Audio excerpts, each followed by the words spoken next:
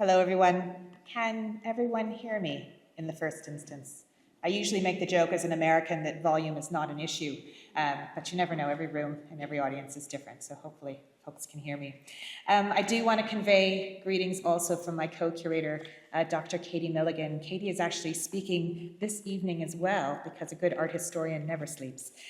She is actually at the University of Notre Dame speaking in concert with their exhibition on the painter William Orpin, which has just opened in Indiana. So Katie sends her greetings to you. Her apologies, she can't be here this evening.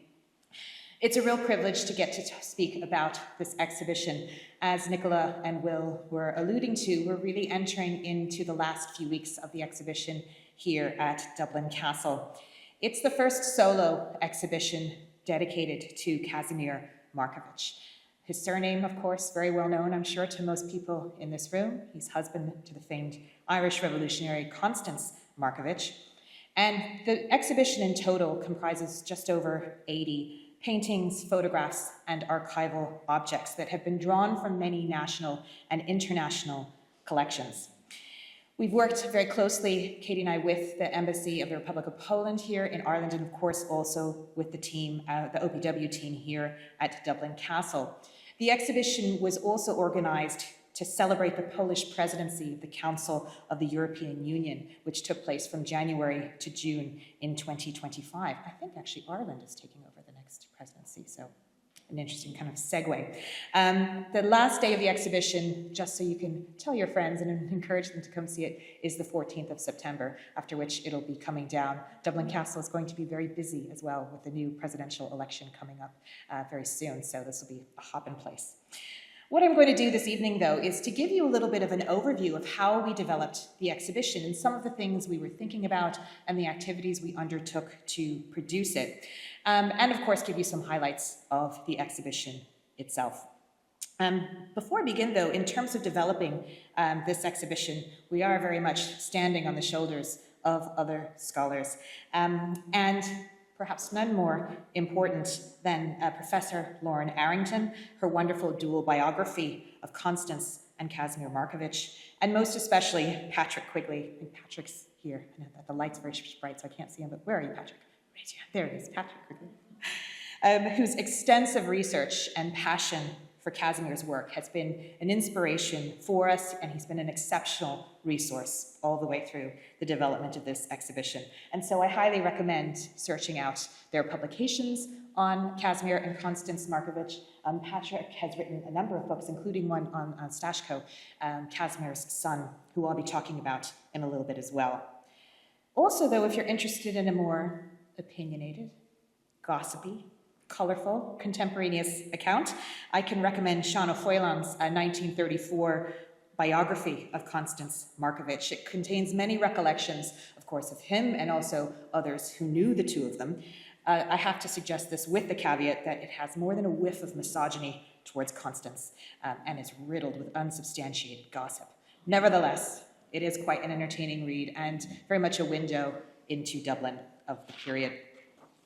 I also very much would like to acknowledge the foundational work of Nicola in conceiving of this exhibition, who began developing it in 2023, who brought on Dublin Castle and the OPW, and of course William Durham and Samir Eldon, and who brought us on as curators, and we've worked very closely over this last while.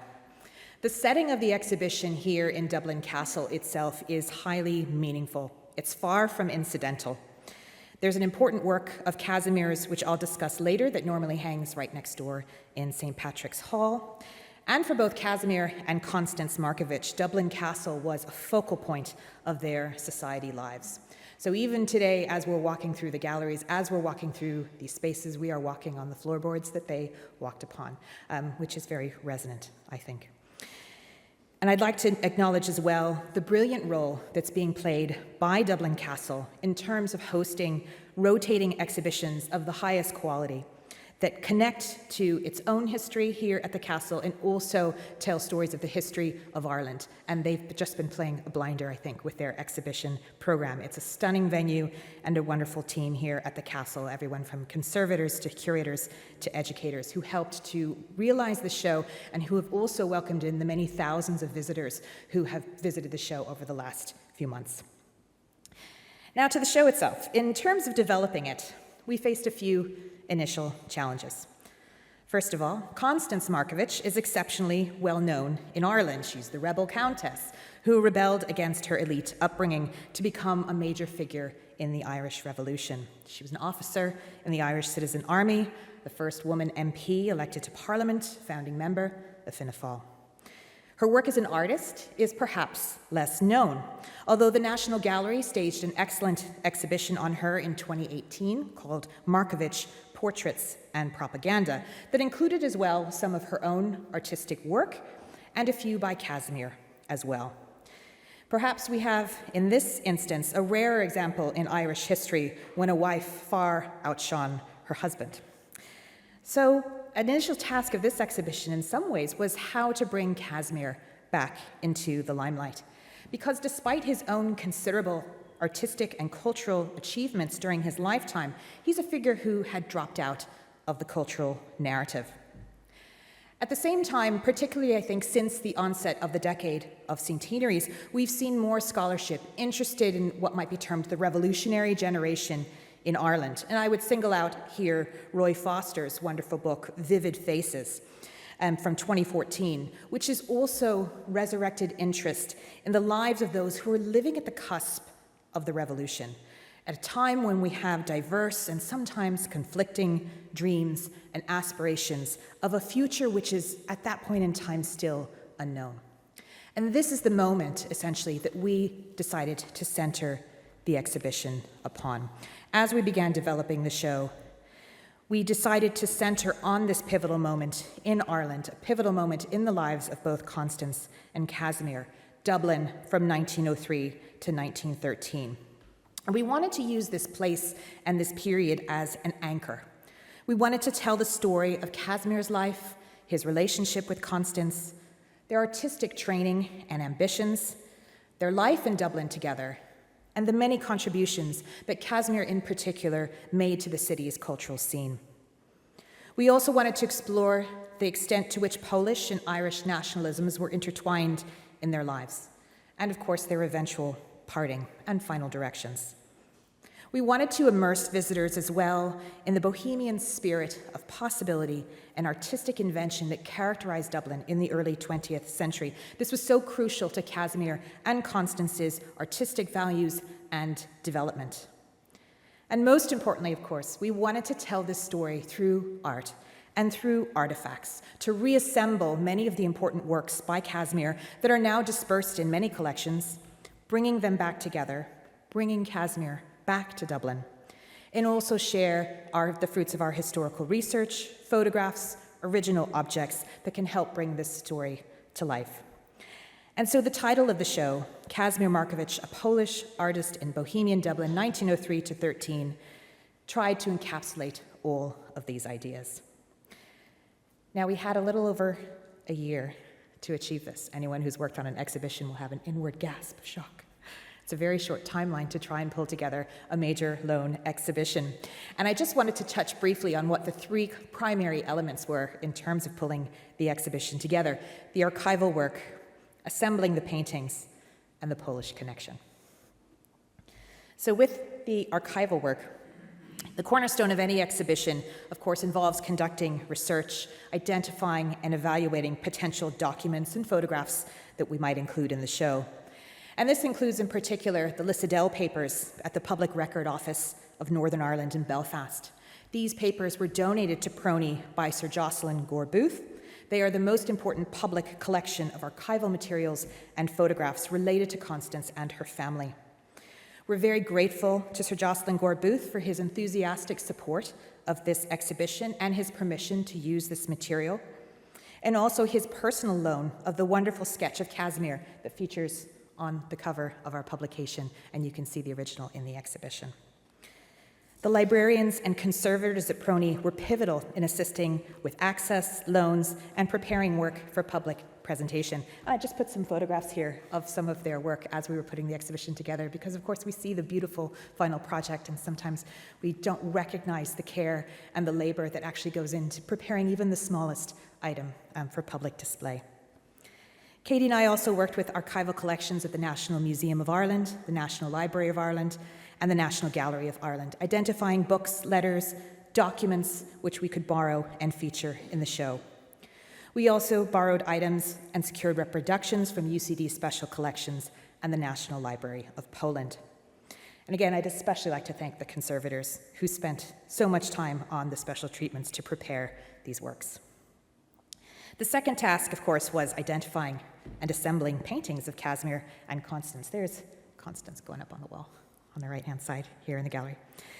Trying to decide which paintings would fit the narrative of the exhibition, which would fit on the walls, especially when you got cornices and all kinds of things, and what would help us tell this story.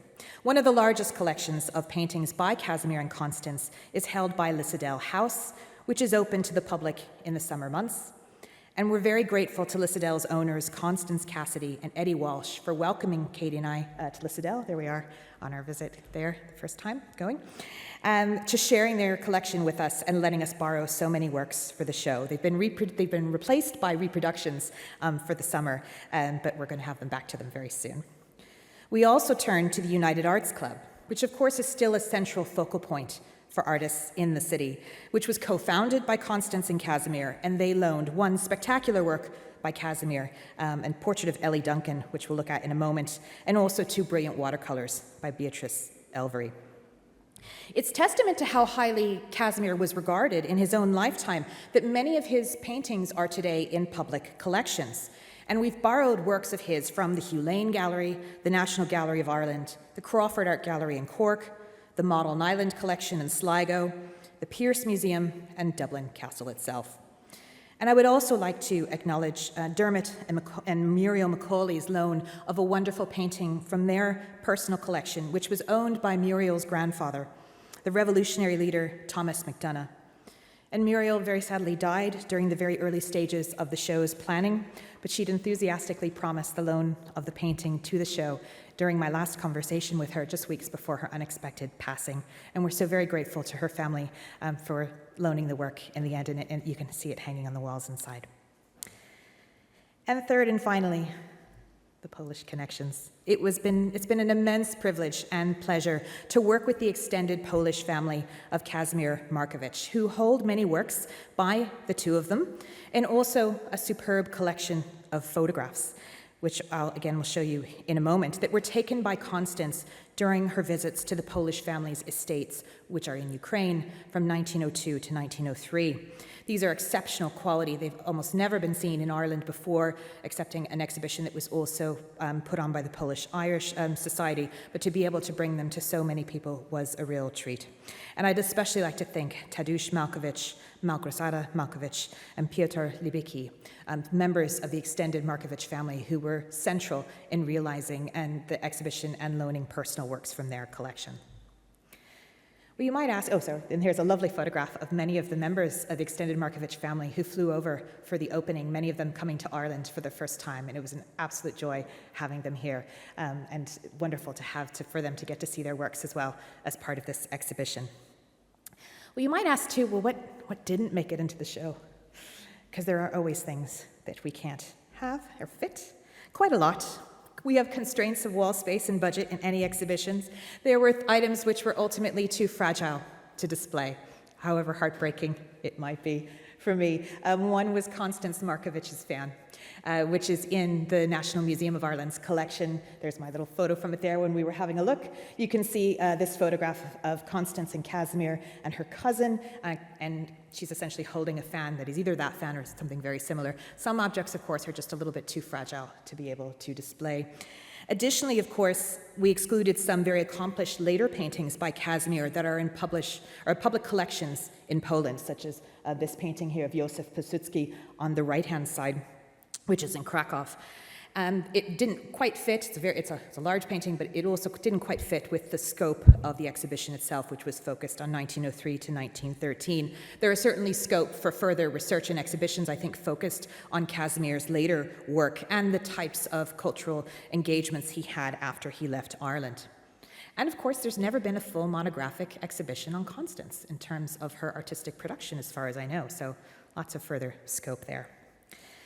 So what I'll do now is turn to an overview of the exhibition itself. I'm going to share with you some of the images of the works which are just in the galleries next to us, which you can go and have a look at in person afterwards if you haven't already, and to just give you a sort of a highlights tour, as it were, of the show and its themes.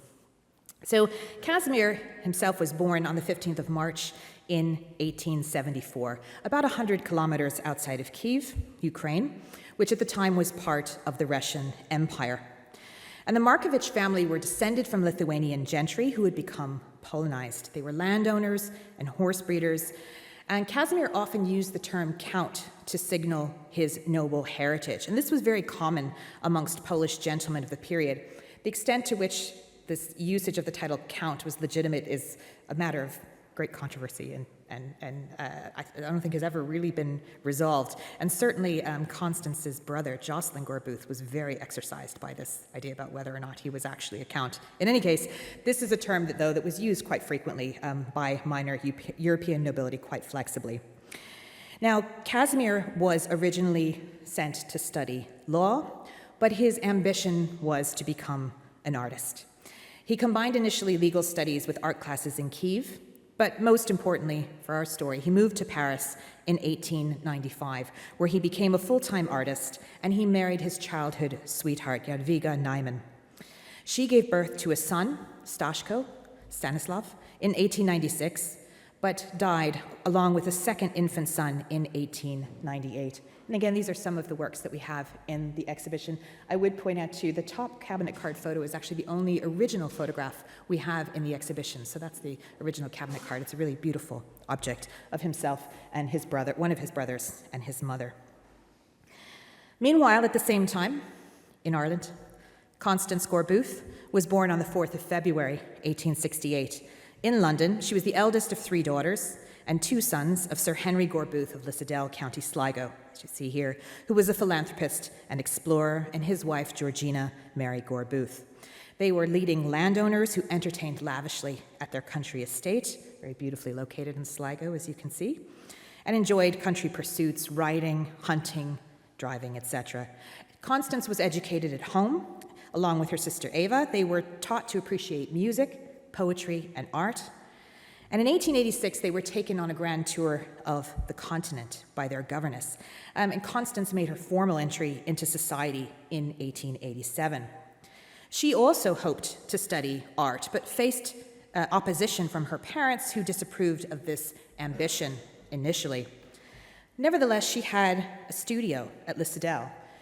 That's an image of it there on the left-hand side. It's been wonderful, actually. We were able to chat with Constance and Eddie at Lissadell and actually figure out exactly where this photograph was taken by details of the doors and things like that. And it's a wonderful photograph that's in the collection of the Public Record Office of Northern Ireland. And Katie and I were able to identify actually many of the artworks that are behind in the image that you can see here. For example, there's a reproduction of George Frederick Watts' Hope, painting Hope, very famous painting from 1886. And there's a print by Edward Burne-Jones as well. And we see here in this elegant interior of Lissadell House, surrounded by objets d'art and also, of course, her cat. After much negotiations with her parents, Constance entered the Slade School of Art in London in 1893. And this image on the right-hand side shows Constance in this period. She took over Sophie Pemberton's rooms in London in October 1897 to 1898 while she was traveling in Italy. And here she is with her friend. There's Constance on the left, and on the right is Althea Giles, and they're enjoying a cigarette. And in some ways, these two photographs together are tracking what's happening with Constance in terms of her own artistic sensibility, moving from being part of the sort of Anglo-Irish elite in Lissadell to beginning to adopt this bohemian lifestyle in London. She continued to pursue this then in Paris when she arrived there in 1898. Now, Casimir and Constance didn't actually meet at art school. Men and women attended separate studios, but they were both enrolled at the Académie Julian, which was an important independent atelier founded in 1868 by Rodolphe Julian. And the Academy was popular with young Irish artists, and it also attracted many artists who were traveling from Poland and from other parts of the continent. And there's about 165 Polish artists who appear in the registers of the atelier between 1895 to 1919, and Casimir is one of them. There are several accounts of their whirlwind romance in Paris that marveled at their matched height, aspects of their shared sensibility, their love of art, and through one of Casimir's friends and compatriots, we have an account of their first meeting here. The name, which is very difficult for me to pronounce, Krzywoszewski, close. He writes, he was a great friend of Casimir's, and they attended a ball together in Paris in 1899. They're drawn to the kind of hedonistic atmosphere of the city. And he writes in his memoirs that he was struck by this young Irish woman who appeared to be about 20 years of age, conspicuous for her proud bearing. She was a living Rossetti or Burne-Jones, almost like she's a painting come to life, right? He's seizing his friend Casimir, he insisted, "Do dance with this lady. You will be well matched in height and bearing." Both of them, of course, over 6 feet tall, very striking figures, the two of them. And so they met and very quickly became a match and fell in love. Some of the attractions, of course, of Paris was its close proximity via new railways to the French countryside. And many artists traveling to Paris also utilized the railways to travel to the countryside in Normandy, in Brittany, and in the Mediterranean coast. And Casimir and Constance were also very keen cyclists, and so they also were cycling around the French countryside and painting. So we have some of this work here in the show. We have one of the paintings that Casimir created in Brittany in 1899, and also this lovely photograph that actually shows Casimir painting in plein air outside and creating a landscape, this landscape or something very like it as well. Now this painting that I showed just a moment ago, this very large monumental portrait of Constance, was painted the year prior to their marriage. And it encapsulates this tender relationship that was forming between the two of them. You can see here the painting itself is very large. Again, there's a team from the castle installing it in the gallery. She wears this beautiful muslin dress. She also has a gold ring on her left hand.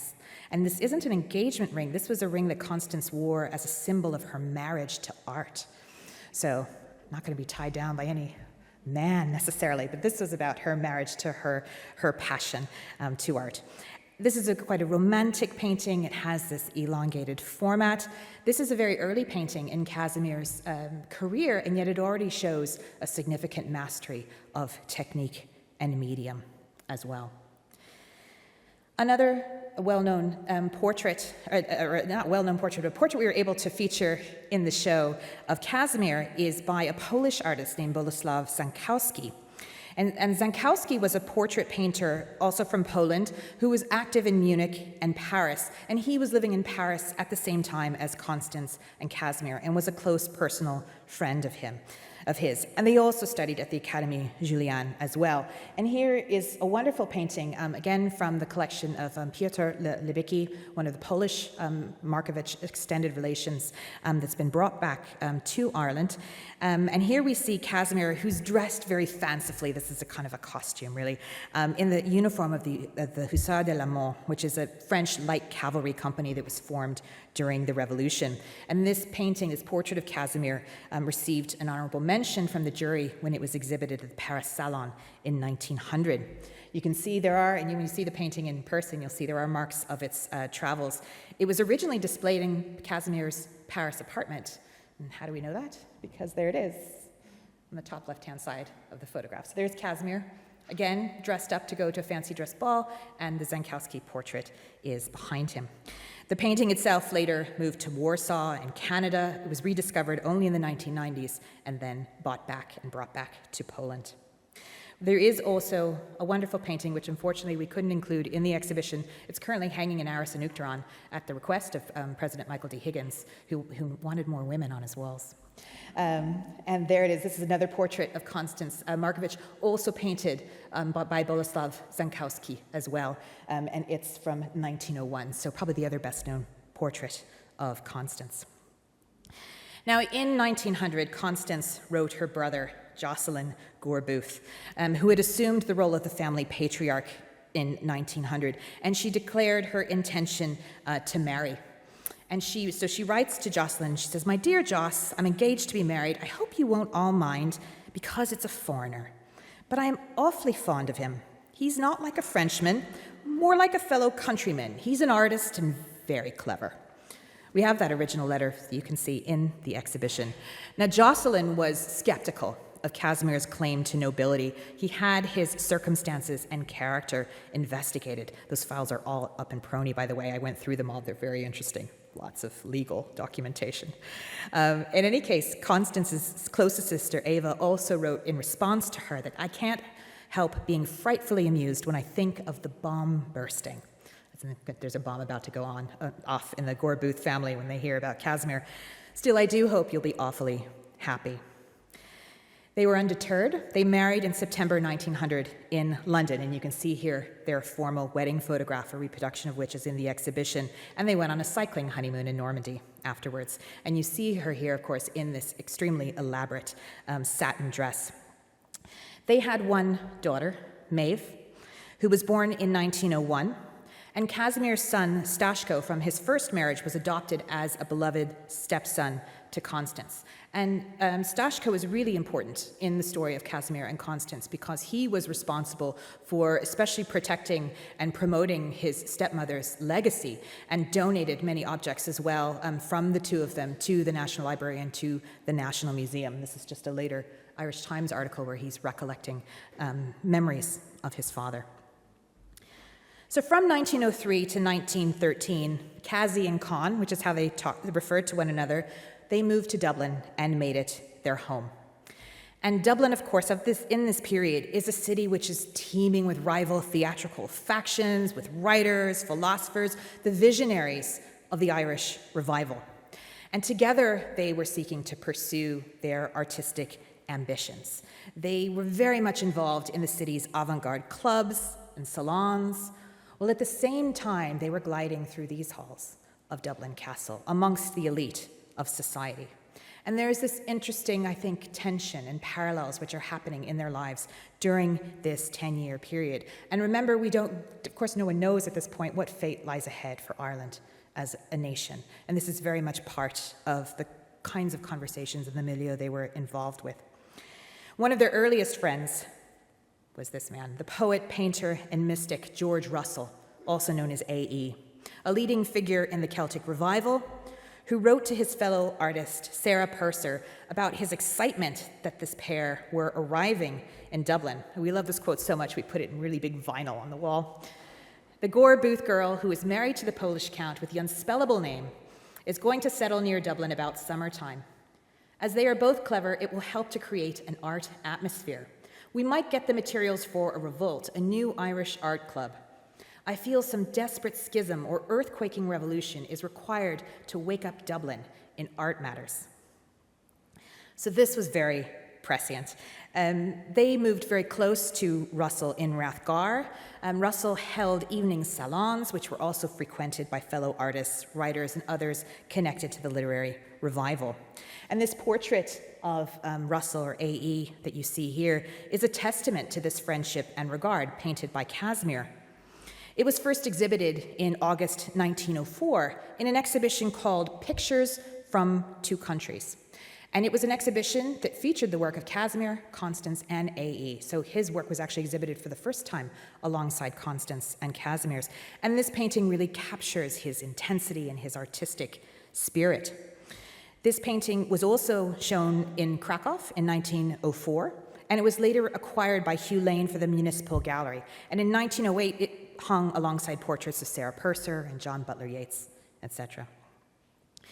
So, as I mentioned, in parallel to the couple's integration into Bohemian life in Dublin, they were also heavily involved in Irish society, in what we might think of as the Dublin Castle set. Right, so attending regular balls held here at the castle, hosted by figures such as the Earl and Countess of Dudley. And Casimir, of course, was perceived as kind of an exotic foreigner, right? He was extremely tall. He spoke in heavily accented English, but his congeniality and his general kind of joie de vivre and general disinterest in politics meant that he could move quite easily between these opposing worlds of the avant-garde and the elite. You see here on the left-hand side, and some of these we have in reproduction, but I've tried to kind of show you where they've come from in terms of the archival material in some cases. So this is from one of Stashko's scrapbooks, actually, in Prony. A photograph here of Casimir and Constance with her cousin, Madeleine Wynne, and here was taken at a ball here in Dublin Castle. It was a French Empire-themed ball, so that's why they're in this costume. And in fact, they had erected an electric light studio, which is a bit of a novelty, here at the castle for the purpose of photographing the ball's attendees. So there's other people who also went to this ball who are in the same backdrop as the two of them. We see on the right-hand side here, too, just to I suppose, illustrate these two worlds they moved between, one of our favorite pieces, which is a party invitation that was designed by Casimir, that's also in Stashko's scrapbook up at Prony. And you can see it's an invitation to the fancy spiritual meeting of the Reality League from 1913. And if you look at some of the regulations, it requires fancy dress, turkey trot, and so-called dancing around allowed, antics and classical dancing preferred. A mortuary for intoxicated brethren will be provided. And at the top, between those two elephants, it says, "We only believe in the God who knows how to dance." And perhaps our favorite line of it at the bottom, which very much encapsulates Casimir's own philosophy in life: "Long live life." So they had these two aspects to their experience and their lives in Dublin. Another work which I alluded to that's here normally in Dublin Castle, which also demonstrates their connection to the castle, is this painting, The Investiture of the Earl of Mayo as a Knight of St. Patrick from 1905. And this investiture took place in February 1905. Mayo was a very active figure in Dublin cultural circles, and he commissioned this record of his investiture that was exhibited also at the Royal Hibernian Academy in 1906. And so Casimir is commissioned to create this work, which is again capturing many of the key figures. There's a key that identifies who all these people are in the gallery itself. And then, I'll just move slightly here, is Constance in the painting itself. And so this also formed an important early source of patronage for Casimir, right, as he's beginning to integrate into Dublin society as well. So this is the painting which had to move the farthest, went from that room over to that room. So it's lovely to have it here, though, and be in this context of Casimir's life. Their first exhibition with AE, as I mentioned, pictures from two countries, showcased the artists' dual homelands. And there were some very important works in the show. One of them is AE's painting The Sower, which we borrowed from the model in Sligo as well. And he himself called this one of the best I have ever done.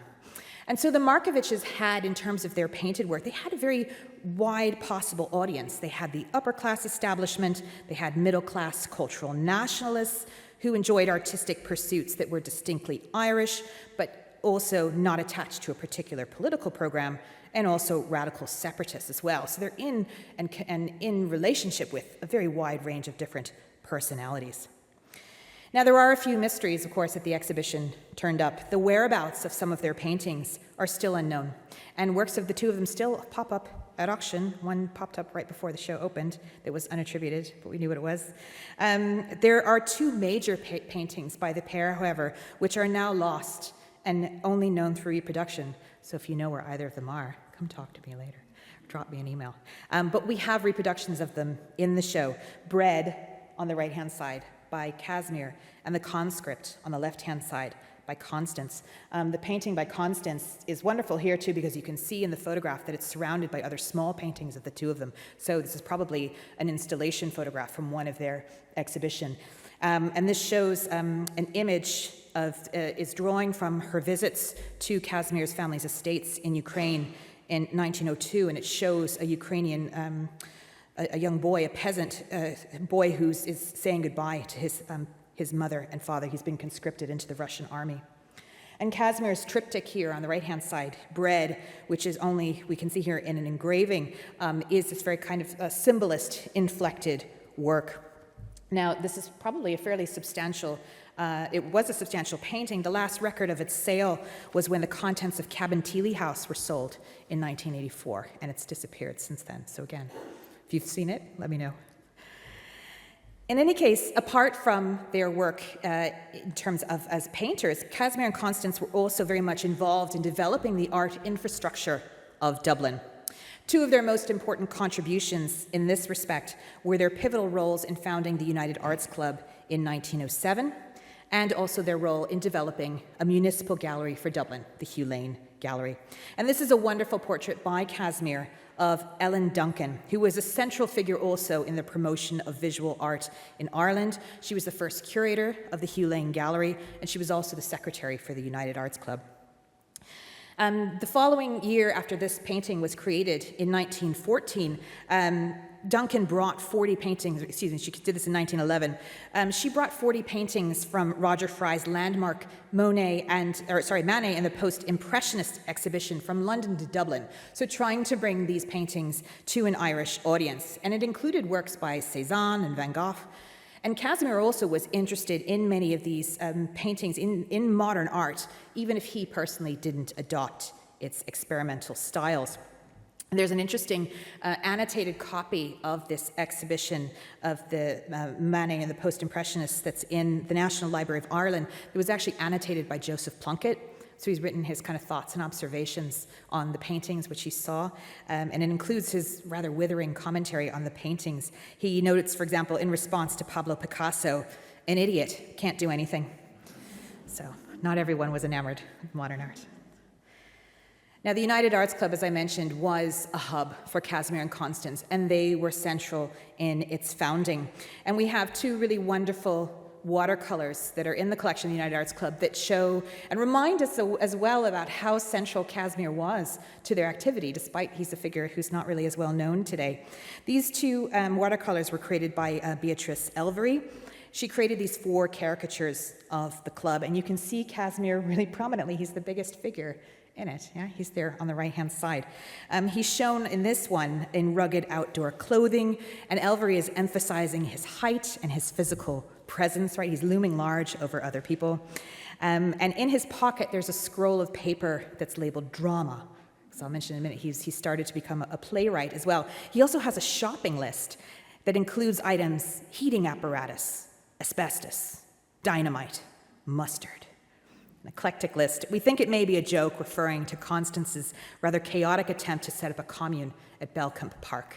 So lots of little kind of in-jokes in this image. We can see also there on the front right-hand side, William Orpin, who is sitting exasperated at his easel, trying to capture this motley crew of individuals, and also W.B. Yeats, who's there on the right-hand side, who's gesticulating, exhorting, "They shall be remembered forever."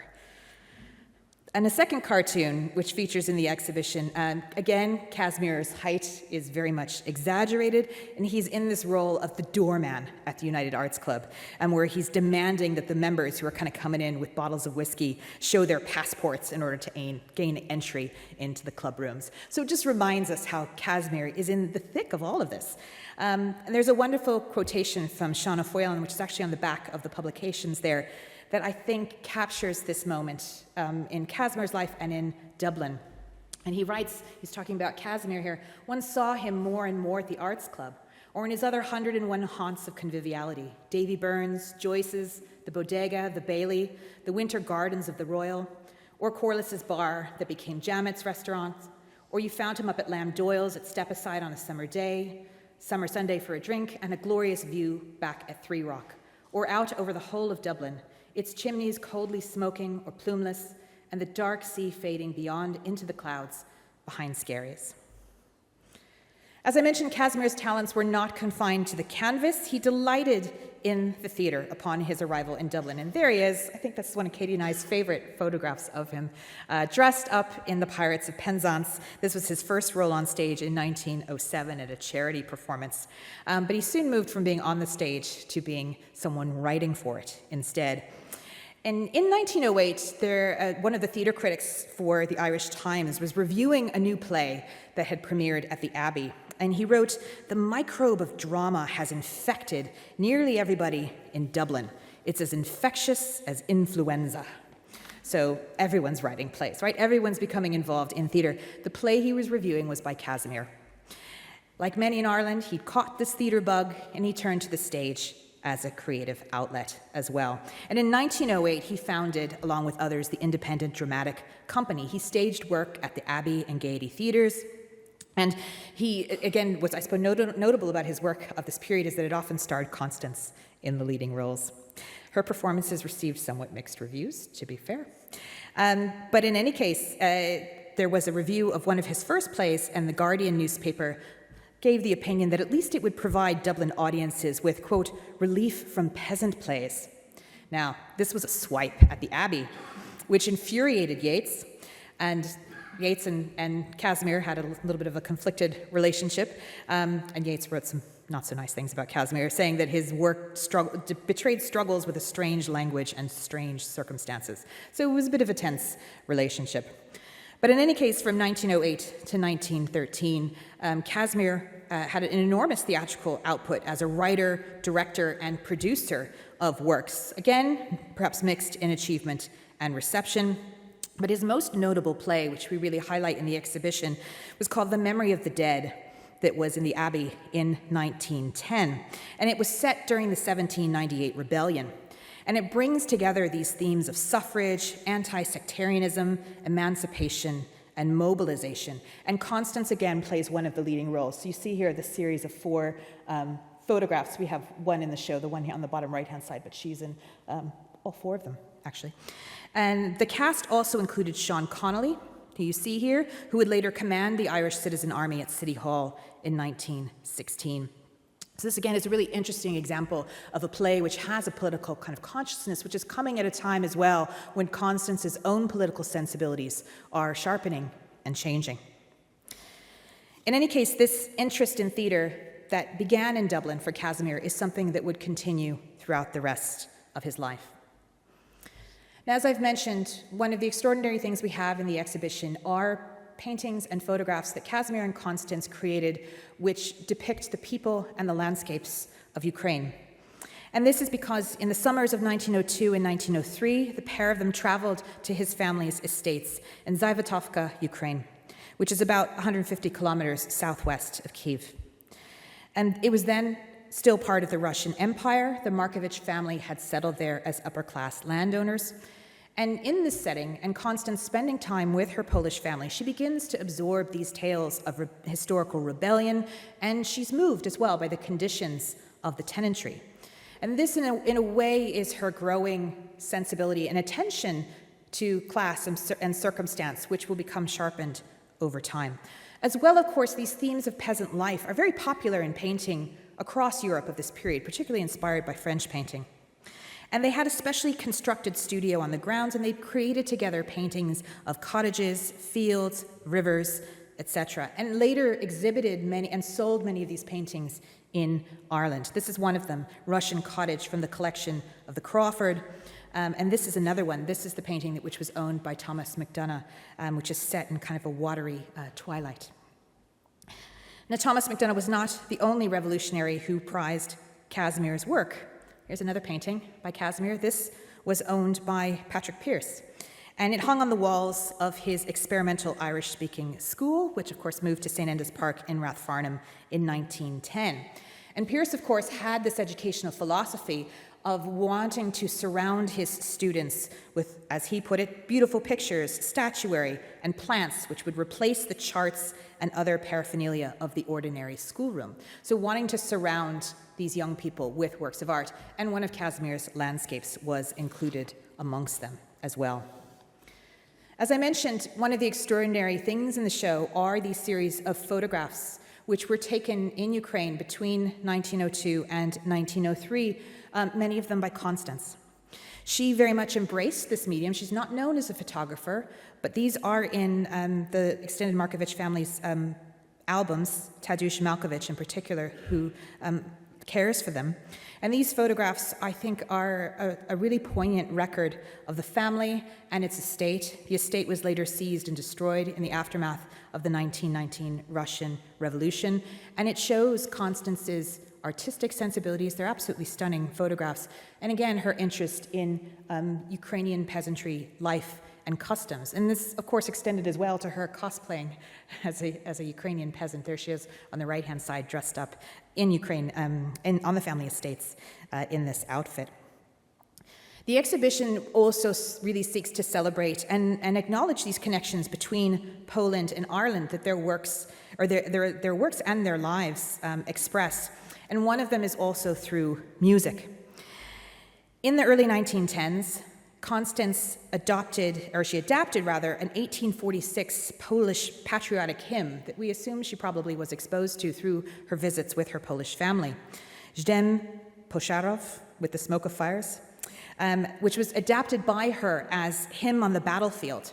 And she dedicated this to the Irish Citizen Army. So you see there's the two pieces of music, and if you scan the QR code that's in the gallery, you can hear the two pieces of music played simultaneously. You see they're the exact same melody. And in fact, this song was also performed in Kilmainham Jail on the 24th of April, 1923, as part of the 7th commemoration of the Easter Rising, which was organized by female prisoners of the jail, which included Grace Gifford, who was actually the grandaunt of Muriel McAuley, who lent us the painting of Casimir's cottage. So all these interesting connections. And thanks very much to Brian Crowley, who's here, who's the curator of Kilmainham Jail, who brought this wonderful artifact to our attention. You can see there on the top right, on the bottom image, it says Song, Battle Hymn, Constance Markievicz. So that's the song was sung. And in a very resonant way as well. This was performed on the 24th of April, 1923, and we had it performed here in this very room during the launch, also on the 24th of April, the 102nd anniversary of the song's performance. Now, the lives of Constance and Casimir were bridged by mutual passions, but by 1908, these had begun to diverge. Casimir initially offered support to Constance's political involvements, perhaps most notably during the 1913 lockout, where he famously disguised James Larkin, the union organizer, in stage makeup and his overcoat, they were kind of a similar height, in order to help Larkin escape police detection. However, Constance's deepening involvement in the Irish revolutionary movement, and she also, of course, moves away from her work as a painter, this eventually divides them. They have different visions of the future and the way they want to live their lives. And in September 1913, Casimir exhibited his paintings in Dublin for the last time, and by December had left the city. His departure was marked by a dinner that was held in the United Arts Club, and there are numerous write-ups as well in the daily newspapers that write about the fact the Count is leaving and acknowledging his contribution to the city and to the country. Now, after leaving Ireland, Casimir relied extensively on theatre work and also portraiture commissions, and we have a number of these later works which he created in the later half of his life, such as this portrait of a Polish classical philologist and philosopher who was an academic at the St. Volodymyr University in Kyiv. And this also signals, in a way, his changing style. He begins to move to kind of a looser, more expressionistic style in the later part of his life. In August of 1914, Casimir joined the Russian Imperial Army in the First World War. This was very much motivated by the promise at the time by Grand Duke Nicholas that an independent Polish state would be delivered after the war if the Poles would get behind and join the Russian Imperial Army. Of course, this promise proved false and was never realized, but this was his motivation for joining the army. And we see this photograph here of Casimir in his uniform from 1914. And just to show you where it comes from, this is the album of his daughter, Maeve, that's held up at the Public Record Office. You see the photograph is pasted in there of her dad on the right-hand page. In any case, he was wounded and discharged in 1915. He moved to Kyiv, Moscow, and finally to Warsaw. Over the subsequent civil wars and revolutions which occur in the first part of the 20th century, the borders of this homeland were redrawn and redrawn again. His family estates were lost as well. And the Polish-Soviet War and this loss caused great financial hardship for Casimir in the 1920s in Warsaw. We have a number of letters as well where he's writing in particular to Josslyn Gore-Booth, petitioning money and help as he's experiencing all of this economic hardship. He also writes about how he's obtained work as a stage manager at the Polish Theatre. We have a copy of his Society of Polish Playwrights, his kind of membership card in the exhibition as well, so you can see what he looked like as well later in life. He continues to correspond with Josslyn Gore-Booth, and he's often asking for news of Constance, for example, at one point writing, "Constance's name appears from time to time in the papers. I presume she's all right." In any case, they lived separately, but they were very cordial. They never divorced, and they maintained these links of connection between them, sometimes more active than others as circumstances evolved in both Ireland and in Poland as well. There is one letter that we show in the exhibition that is their first since 1916, but the letter is actually from 1921. And Constance tells Casimir that she's writing during this period, the truce period between the War of Independence, its end in 1921, and the beginning of the Anglo-Irish Treaty negotiations. And here you can see she writes, "My dear Cassie, I was very glad to see your writing on an envelope. I should have got your letter, except it arrived at the time of the truce, etc. Everybody here remembers you. I've come across a great many of the old acting crowd lately. Everyone always besieges me with questions. I'm so glad that you've been successful with plays, and only hope you are fairly comfortable. I've often been very unhappy, thinking you and your people must have suffered. Did they lose everything at Zajvatowka? Most of the pictures and some of the furniture is safe up till this. Lots of things were destroyed in 1916. They reunited only once in 1924, before Constance's sudden illness and death in 1927. We have a series of painting and objects then that relate to these final moments in Constance's life. Casimir returned to be at her bedside in her final illness in 1927, and he painted this painting on the left-hand side that you see here of Constance on her deathbed. On the right-hand side is a press photograph from her funeral, and you can see again Eamon de Valera on the left-hand side, Casimir, and then his son Staszko next to him as well. He was a grief-stricken mourner at the time of the funeral, and Eamon de Valera gave the funeral oration. You can see in the exhibition as well, this for us I think was a very moving case to put together in collaboration with Prony and also the National Museum of Ireland, and with Lissadell House, who owned the painting of Constance on her deathbed, and then in the case, one of these final letters between her and Casimir, and also you see there the crucifix that she held at the time of her death, and the Bible that was by her bedside as well. And pressed within the leaves of that Bible are roses from Lissadell that Staszko had taken from her bedside, and they're still in there. They're inside the Bible. They're very beautiful. In any case, being able to put these all together and to bring these objects together is one of the great joys, I suppose, of being a curator and being able to bring these loans from multiple places and have them together once again. In the last years of his life, then, Casimir continued to paint and make theater. He dabbled in journalism and cinema and novel writing, but in reduced economic circumstances. He went into a period of declining health, and a telegram that we have in the show from Staszko on the 2nd of December 1932 relayed the news of his death to Lissadell and to Josslyn Gore-Booth. We also have an obituary notice from a Warsaw newspaper that refers to Casimir as an author, an artist, a painter, and he also worked as an advisor to the American consulate. His death was also widely reported in Irish newspapers, and the actress and labour activist Helena Maloney expressed in the Irish press that his death will be deeply regretted by his many friends in Dublin, rich and poor alike. So even at the time of his death, he was very well remembered, and he was acknowledged as someone who was very much part of the cultural life of Dublin at the time.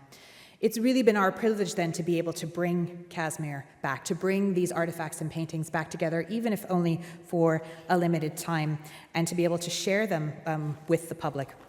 You have on your seats as well a copy of the lovely publication that was designed by Vermilion Design that shows many of these artifacts. It's also in Polish. It's been a great joy in a way to be able to work on an exhibition where we were working in 3 languages, Irish and English in the exhibition, and then Polish in the publication as well. We really hope with this exhibition we've been able to shine a light on their very unconventional lives, on their artistic energy, to try and bring some aspect of this spirit of this being on the eve of revolution, on the eve of possibility, and to bring it back here to the castle, and to bring Casimir back into the limelight, which he, of course, loved during his lifetime. If you're interested in seeing a little bit more about the show, it was wonderful to host Nationwide here in the castle, who came and did a piece on the exhibition, and they also traveled with the Markievicz family, who came here to Ireland and went with them to Lissadell on a kind of return journey back to Lissadell. So that's, if you want to catch it on RTE Player, it was screened back in June. And as I mentioned, the exhibition itself is on view through the 14th of September, and just a little over kind of less than 2 weeks' time, it's going to close here at the gallery. So just to say thank you for your attention. It's been a great privilege to be part of this project, and I'm certainly happy to take a few questions, so thank you.